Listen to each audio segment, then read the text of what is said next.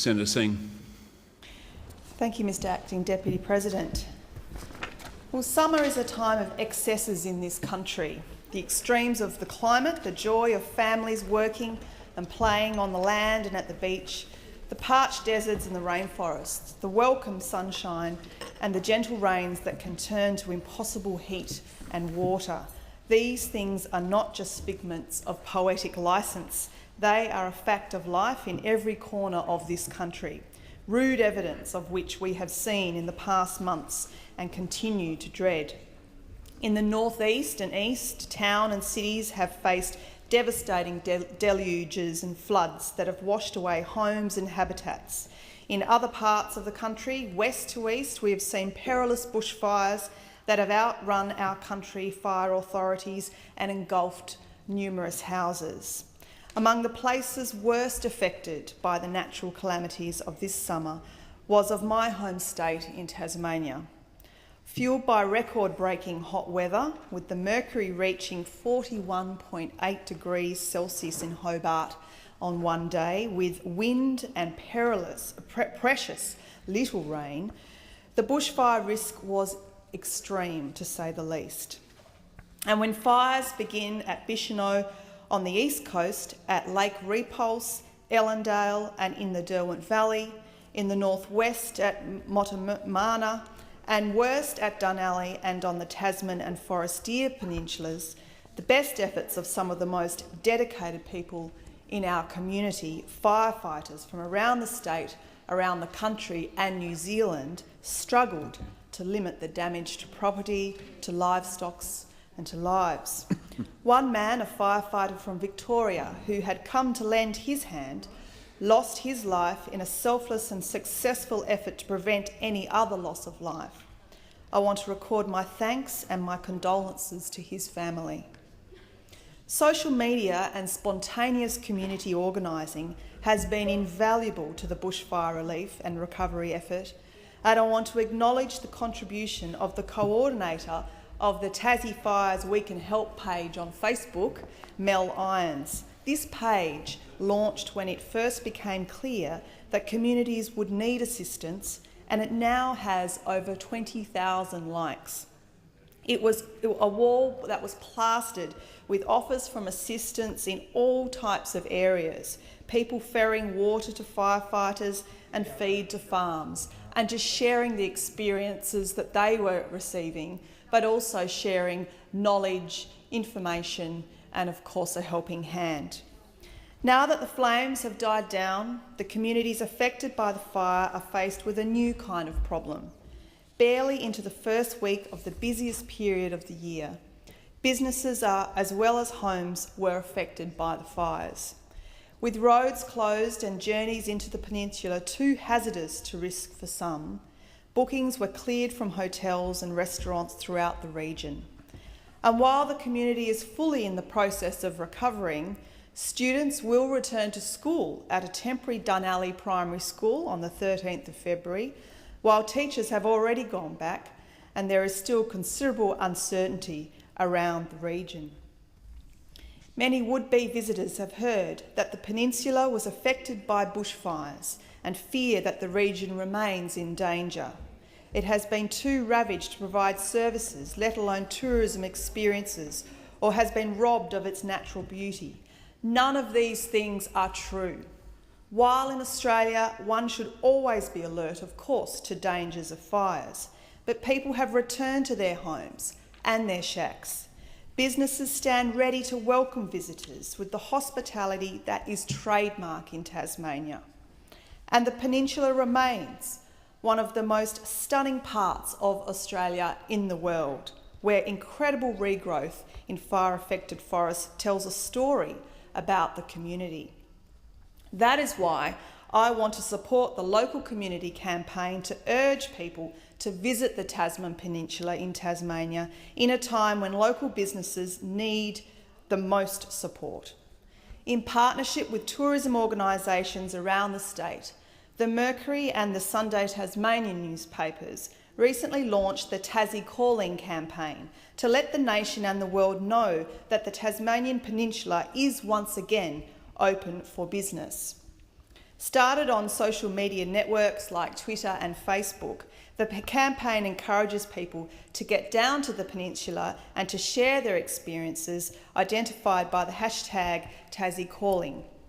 A search under that hashtag throws up a photographic record of dozens of trips, with the colour of the cliffs, water and generally utter striking evidence, even without the aid of an Instagram filter. The bushfires effort has turned from an emergency coordination to spreading the positive message, and groups like Social Hobart are planning trips on Twitter to the peninsula. There is a hugely positive message to tell about tourism and hospitality in Tasmania. In recent years, Tasmanian tourism experiences have captured the imagination of opinion leaders from across the world. Tasmania's growing reputation is no surprise to those who are fortunate enough to call Tassie their home, and I am very much fortunate to be one of those.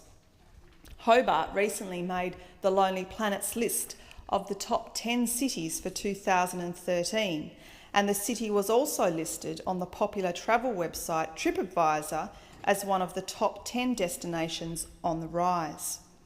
Tasmania's rise to international prominence is due in no small part to the extraordinary appeal of the Museum of Old and New Art.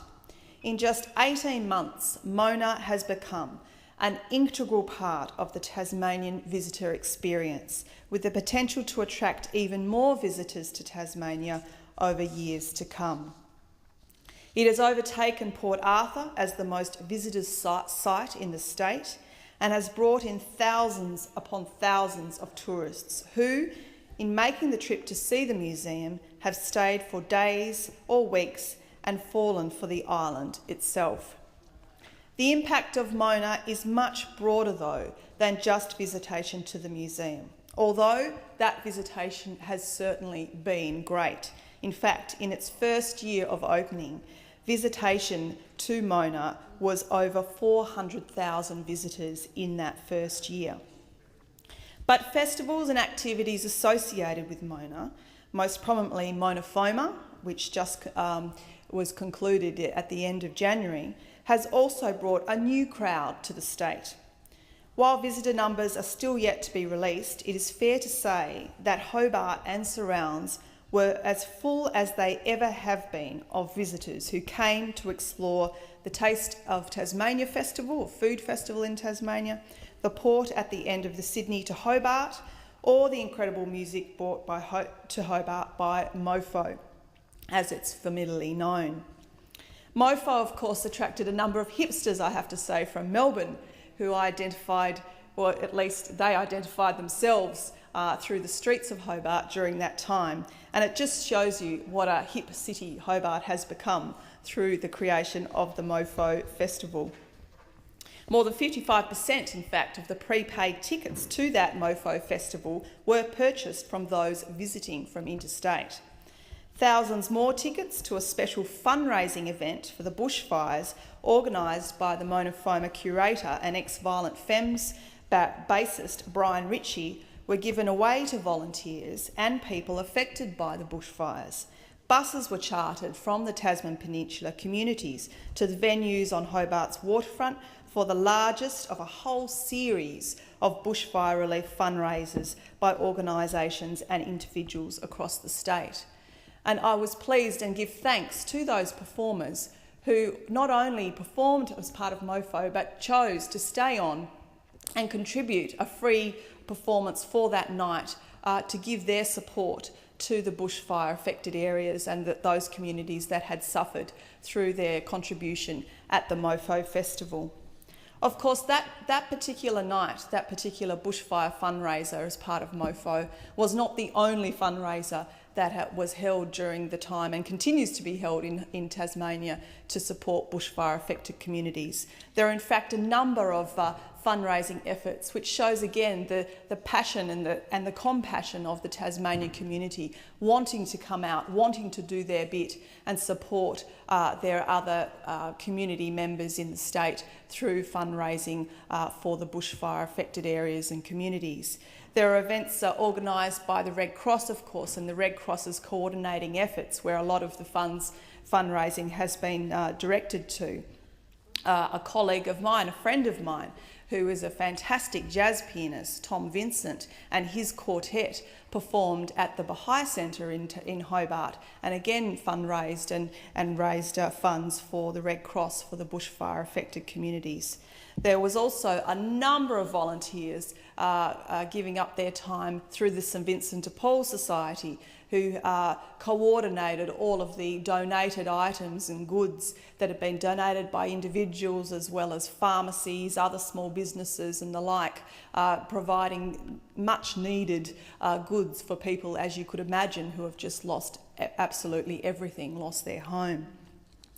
On top of that, I think the success of the Mona Market, another part of Mona Museum, which is held each Saturday during the summer as a showcase of local arts and crafts and foods and talents, has meant that there is scarcely a moment in which the grounds of Marilla, where Mona is located, out in Berrydale in Hobart's northern suburbs, have not been fully occupied. Many who attended Mona Foma would have been as familiar with some performances as they were amazed by new ones, as eclectic as the festival is as an audience, as artists. And it must be remembered that quite aside from the economic and tourist aspects of Mona, it has also been received with enthusiasm as a new and in some ways quite different space in which the Tasmanian community feels invested as well as feels the benefits.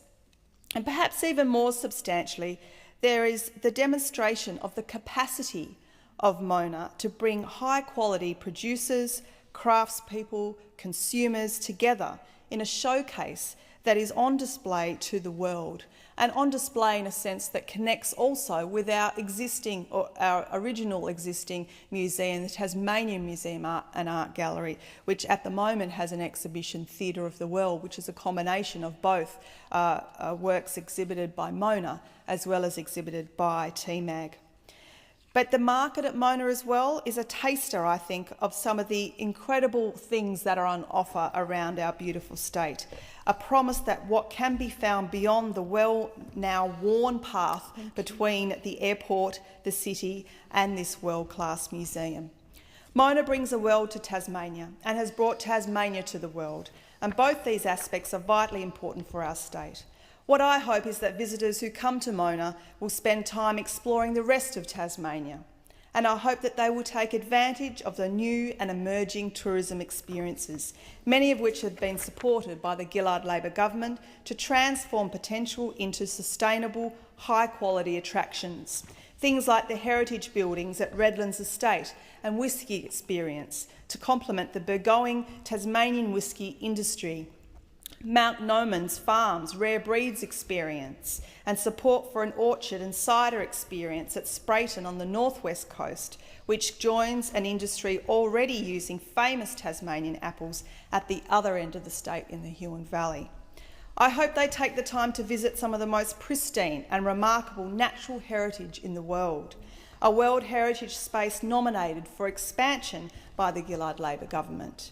And of course, most of all, I hope they hear Tassie calling and are tempted by the history and the beauty of the fantastic Tasman Peninsula, still proud, still standing and still open for business. Thank you.